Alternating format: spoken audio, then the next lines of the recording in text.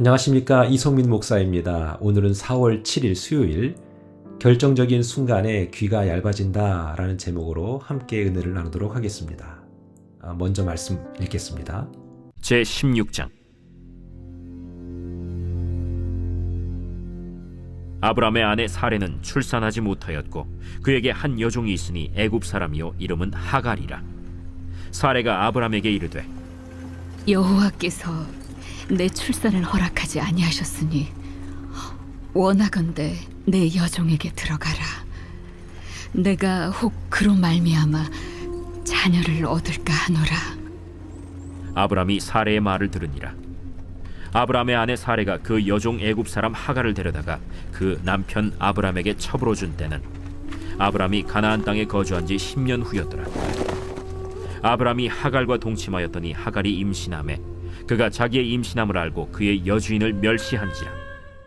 오늘 1절은 이렇게 시작합니다. 아브라함의 아내 사레는 출산하지 못하였고.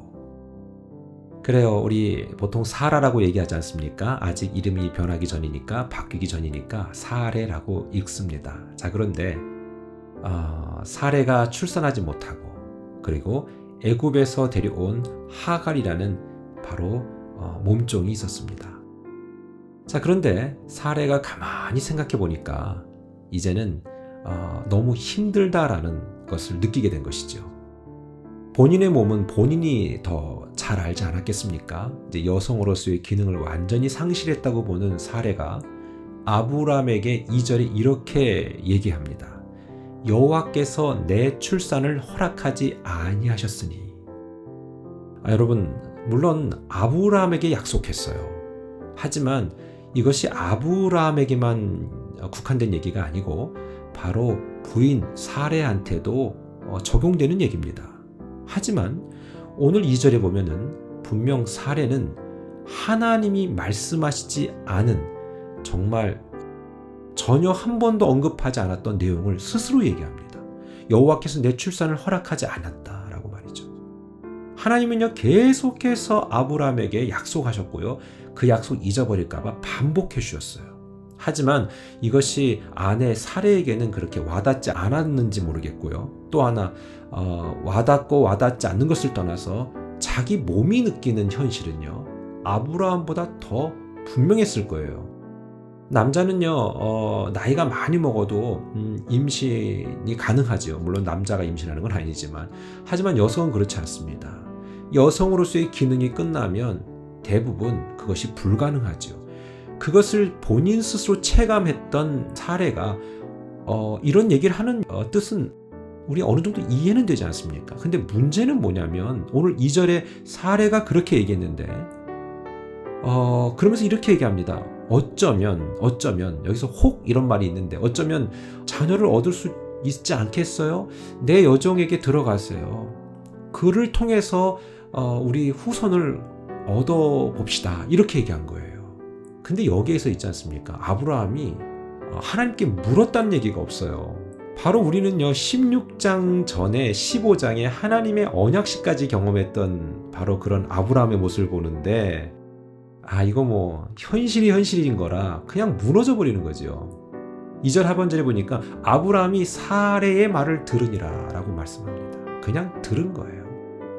그러면서 여기에서 3절에 재미난 얘기가 있어요. 바로 아브라함의 아내 사레가 그 여종 애굽 사람 하갈을 데려다가 남편에게 첩으로 준 때가 바로 언제라고 얘기합니까? 아브라함이 가나안 땅에 거주한 지 10년 후라는 거예요.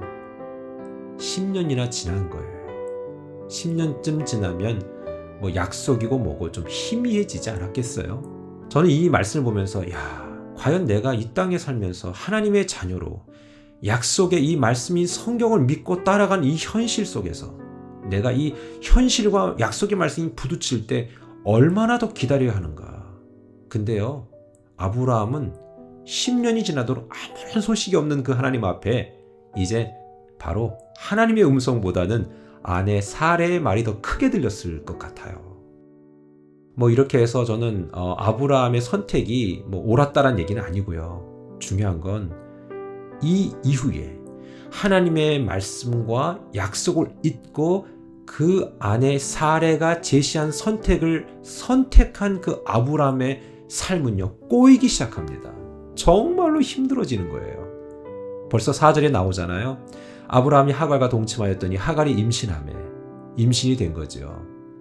그가 자기의 임신함을 알고 그의 여주인을 멸시한지라.